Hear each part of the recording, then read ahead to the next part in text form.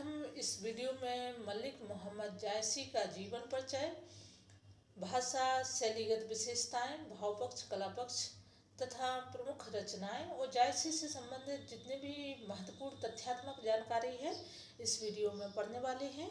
तो पूरा वीडियो देखिए, बहुत ही इम्पोर्टेंट होने वाला है ये वीडियो आप लोगों के लिए।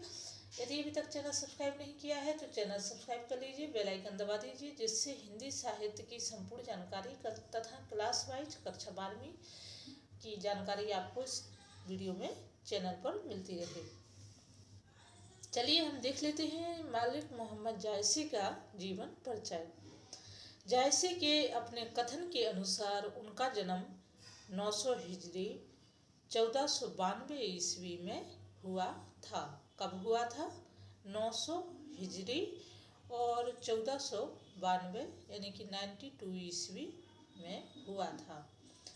भा अवतार मोर नो सदी, ये जायसी के ही कथन हैं। कौन से? भा अवतार मोर नो सदी। जायसी का जो जन्म स्थान है रायबरेली जिले का जायस नामक स्थान है। कहाँ पर है? जायसी का जन्म रायबरेली जिले में जायस नामक स्थान है, वहाँ पर इनका जन्म हुआ था। जैसा कि उन्होंने स्वयं लिखा है, जायस नगर मोर स्थानु, इसी कारण जायसी कहलाए। इनके पिता का नाम शेख ममरेज था। इनकी माता पिता की मृत्यु बचपन में ही हो गई थी। फलतः ये फकीरों और साधुओं के साथ रहने लगे थे। जायसी का व्यक्तित्व आकर्षक न था। इनके बाएं कान की श्रवण शक्ति एवं बाईं आंख संभवतः चेचक से जाती रही थी, यानी कि नष्ट हो गई थी, जिसका उल्लेख इन्होंने स्वयं पद्मावत में किया है। मोहम्मद बाई दिसी तजा, एक सरबन एक आँख। जायसी के संबंध में प्रसिद्ध है कि वे एक बार शेरशाह के दरबार में गए। शेरशाह उनके क्रूप चेहरे पर हंस पड़ा। इस पर कवि ने बड़े शांत भाव से पूछा, मोहि का हंसेसी की कोहे रही, अर्थात तुम मुझ पर हंसे थे या उस कुम्हार सृष्टिकर्ता ईश्वर पर। इस पर शेरशाह ने लज्जित होकर इनसे क्षमा मांगी थी। कवि जायसी का कंठ स्वर बड़ा ही मीठा था और काव्य प्रेमी थे। प्रेम की पीर से लबालब भरा हुआ था। मुख की कुरूपता को देखकर जो हंसे थे वे ही इस प्रेम काव्य को सुनकर आंसू भर लाए। जेई मुख देखा तेई हंसा, सुना तो आए आंसू। कवि का आध्यात्मिक अनुभव बहुत बड़ा चढ़ा था। सूफी, मुसलमान, फकीरों के अतिरिक्त कई संप्रदायों जैसे गोरखपंथी, रसायनी, वेदांती आदि के हिंदू साधुओं के सत्संग से इन्हें हठ योग, वेदांत, रसायन आदि के संबंध में बहुत सा ज्ञान प्राप्त हो गया था, जो इनकी रचना में सन्निविष्ट है।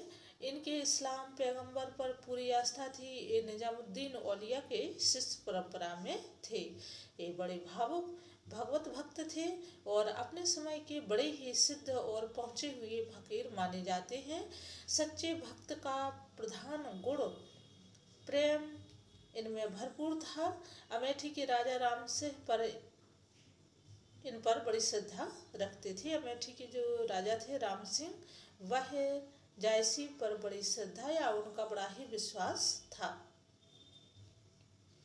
जीवन के अंतिम दिनों में ये अमेठी से कुछ दूर घने जंगल में रहा करते थे। यहीं पर एक शिकारी की गोली से इनकी मृत्यु हो गई। इनका निधन जो है 949 हिजरी अर्थात 1542 ईस्वी में बताया जाता है। जायसी की 3 रचनाएं प्रमाणिक रूप से मानी जाती हैं। कितनी रचनाएं प्रमाणिक हैं? 3 रचनाएं। कौन कौन सी हैं? अखरावट, पद्मावत। सबसे इनकी महत्वपूर्ण तो रचना है पद्मावत, ठीक है। दूसरी है अखरावट और तीसरी है आखिरी कलाम। पद्मावत में जायसी की कीर्ति का आधार है। पद्मावत प्रबंध काव्य है जो हिंदी में अपने ढंग का अनोखा है।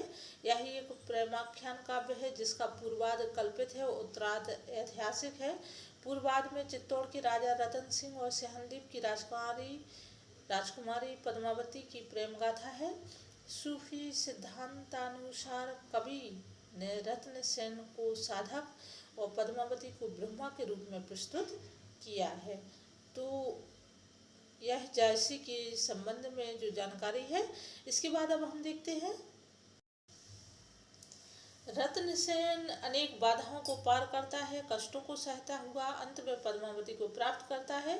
उत्तरार्ध में पद्मावती और अलाउद्दीन वाली ऐतिहासिक गाथा है। इस भाग में पद्मावती ब्रह्मा रूप में नहीं प्रत्युत एक सामान्य नारी रूप में प्रस्तुत की गई है। दूसरी इनकी रचना है आखिरी कलम। तो इसमें क्या दिया गया है? इसमें रचना 2 ही चौपाइयों में है, बहुत छोटी है। इनमें मरणोपरांत जीव की दशा और कयामत, प्रलय के अंतिम न्याय आदि का वर्णन है। अखरावट, तो अखरावट इसमें वर्णमाला के एक एक अक्षर को लेकर इस्लामी सिद्धांत संबंधी कुछ बातें कही गई हैं। इसमें ईश्वर, जीव, सृष्टि आदि से संबंधित दार्शनिक वर्णन है। इसके बाद एक और इनकी चित्ररेखा यह प्रेम काव्य है जिसमें कन्नौज के राजा कल्याण सिंह के पुत्र राजकुमार प्रीतम सिंह तथा चंद्रभानु की राजकुमारी चित्ररेखा की प्रेम कथा वर्णित है। तो कौन सी रचनाओं में क्या दिया गया है ये हमने अभी तक देखा। अब हम इनकी काव्यगत विशेषताएं देख लेते हैं। तो सबसे पहले काव्यगत विशेषताओं के अंतर्गत हम देखेंगे भाव पक्ष की विशेषताएं। इसके अंतर्गत हम नंबर 1 पर देखेंगे रस योजना। पद्मावत प्रबंध काव्य होते हुए भी एक श्रृंगार प्रधान प्रेम काव्य है, अतः श्रृंगार की संयोग और वियोग दोनों पक्षों का वर्णन इसमें मिलता है। यद्यपि अन्य रसों की भी योजना की गई है, परंतु गौण रूप से ये गौण रस है। करुण, वात्सल्य, वीर, शांत और अद्भुत रस है। संयुक्त पक्ष, तो जायसी के प्रमुख काव्य पद्मावत में संयुक्त पक्ष को उतना विशद और विस्तृत चित्रण नहीं है जितना वियुक्त पक्ष का है। संयुक्त पक्ष से कवि के आध्यात्मिक उद्देश्य की पूर्ति नहीं होती है। रहस्यवादी कवि होने के नाते इन्होंने रत्नसेन और पद्मावती को जीव और ब्रह्मा का प्रतीक माना है। सूफी सिद्धांत की दृष्टि से पद्मावती के संयोग वर्णन को इन्होंने अधिक महत्व दिया है। संयोग के अंतर्गत नवोढ़ा स्त्री की भावनाओं का अत्यधिक सुंदर चित्र निम्नांकित पंक्तियों में मिलता है। तो देखो ये है क्या, पद्मावत की कुछ पंक्तियां हैं। हो बौरी ओ दुल्हन पीऊ तरुण सहतेज, ना जानो कस होई ही चढ़त कंति के सेज। ब्रह्मवर्ण, तो जायसी का ब्रह्मवर्ण अद्वितीय है। नागवती और पद्मावती दोनों के ब्रह्म चित्र हमें पद्मावत में मिलते हैं। यद्यपि इस वर्णन में अतियुक्ति का सहारा भी लिया गया है, पर उसमें जो वेदना की तीव्रता है वह हिंदी साहित्य में अन्यत्र दुर्लभ है।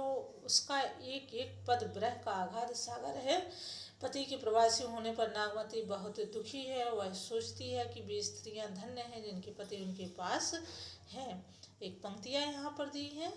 जिन घर कंता ते सुखी तिन गारो ओ गर्भ, कंत प्यारा बाहिरे हम सुख भूला सर्व। तो ये पद्मावत की पंक्तियां हैं। अब हम देख लेते हैं करुण रस। तो करुण रस के अंतर्गत जायसी की जो पद्मावत है या उनकी रचनाएं हैं उसमें करुण रस का व्यापक चित्रण दिया गया है। इसके बाद रहस्यवाद है और ये पद्मावत की ही पंक्तियां हैं। रोबत मायन बहुरत बारा, रतन चला घर बांधियारा, रोवहि रानी तजहि पराना, नोचहि बार करहि खरिहाना। रहस्यवाद, कविवर जायसी ने अपने पद्मावत नामक काव्य में लौकिक प्रेम के माध्यम से अलौकिक प्रेम का चित्रण किया है। पद्मावत में ऐसे अनेक स्थल हैं जहाँ लौकिक पक्ष से अलौकिक की ओर संकेत किया गया है।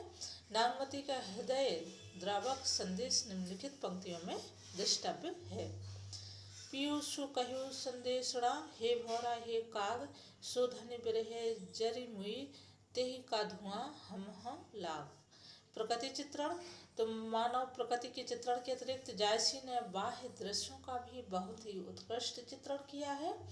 यद्यपि इनके काव्य में प्रकृति का आलम्बन रूप में चित्रण नहीं मिलता है, तथापि उद्दीपन और मानवीकरण अलंकारों के रूप में प्रकृति के अनेक रम्य उपलब्ध होते हैं।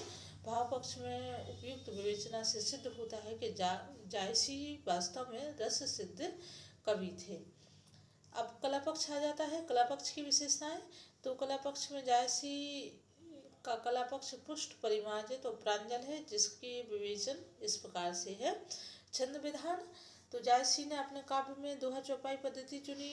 इस पद्धति में कवि ने चौपाई की 7 पंक्तियों के बाद एक दोहे का क्रम रखा, जबकि तुलसी ने 8 पंक्तियों के बाद इस छंद विधान के लिए जायसी तुलसी के पद प्रदर्शक भी माने जाते हैं। क्या माने जाते हैं? जायसी तुलसी के पथ प्रदर्शक भी माने जाते हैं। भाषा कैसी रही जायसी की? ठेठ अवधी भाषा रही। इसमें बोलचाल अवधी का मधुर पाया जाता है। साथ ही सहज, सरल, परिमार्जित भाषा है। लोकोक्तियों का प्रयोग है। साथ ही शब्दों को तोड़ मरोड़ कर भी प्रस्तुत किया गया है। कई स्थानों पर पुनरुक्ति दोष भी आ गया है। भाषा की स्वाभाविकता, सरसता, मनोगत भावों का प्रकाशन पद्धति जायसी को अवधी साहित्य के क्षेत्र में मान्य बना दिया। अब देखते हैं हम शैली। काव्य शैली के रूप में जायसी प्रबंध शैली को अपनाया। उस समय फारसी में मसनवी शैली और हिंदी में चरित काव्यों की विशेष शैली प्रचलित थी। जायसी के दोनों का समन्वय कर एक नवीन शैली को जन्म दिया। पद्मावत में यह शैली मिश्रित नवीन रूप में मिलती है। पद्मावत के आरंभ में मसनवी शैली और भाषा, छंद आदि के चरित्र काव्य की शैली मिलती है। इन्होंने चौपाई और दोहा छंदों में भाषा शैली को सुंदर निर्वाह किया। समग्र रूप से जायसी की भाषा शैली सरल, सशक्त और प्रवाहपूर्ण है। इसके बाद है अलंकार। तो इन्होंने इनके काव्य में अलंकारों का सौंदर्य और चमत्कार दिखाई देता है। अलंकारों में इन्होंने कौन कौन से अलंकारों का प्रयोग किया है? रूपक और अनुप्रास अलंकार का सुंदर प्रयोग किया है। साहित्य में स्थान। तो डॉक्टर वासुदेव शरण अग्रवाल ने जायसी की सराहना करते हुए लिखा है कि जायसी अत्यंत संवेदनशील कवि थे। संस्कृत के महाकवि बाण की भांति वे शब्दों के चित्र लिखने के अमर धनी और अमर कवि थे।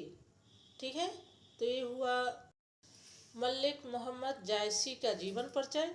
और ये जीवन परिचय जो है क्लास वाइज के अलावा कक्षा 12 की मध्य प्रदेश बोर्ड की 12वीं की हिंदी में नहीं है। और मैं कुछ बच्चों से जो क्लास 12th के स्टूडेंट हैं मध्य प्रदेश बोर्ड के, मैं उनसे कहना चाहती हूँ कि आप लोग थोड़ा कनेक्ट होइए मुझसे और कमेंट में ज़रूर अपने विचार लिखिए। इसके बाद अब हम देखो जो क्लास वाइज वीडियो होंगे तो आपको कक्षा 12 की प्लेलिस्ट बनी हुई है मध्य प्रदेश बोर्ड की, तो उसमें आपके जो सब्जेक्ट विषय की वीडियो मिलेंगे। और इसके अलावा भी अन्य हिंदी साहित्य की जो महत्वपूर्ण जानकारी है वो भी इस चैनल के माध्यम से दी जाएगी। तो यदि आवश्यकता पड़ती है आप लोगों को तो प्लेलिस्ट में जाकर के, जैसे यूजीसी नेट की प्लेलिस्ट बनी हुई है, साथ ही हिंदी साहित्य की तथ्यात्मक जानकारी, ऐसी महत्वपूर्ण जानकारी जो आगे भविष्य में हम सभी को उपयोगी सिद्ध होगी, उसकी भी एक प्लेलिस्ट बनी हुई है, तो आप लोग देख सकते हैं। अब हम देखेंगे मध्य प्रदेश बोर्ड की कक्षा 12 की हिंदी की कुछ महत्वपूर्ण वीडियो। तो फिर मिलते हैं, तब तक के लिए धन्यवाद।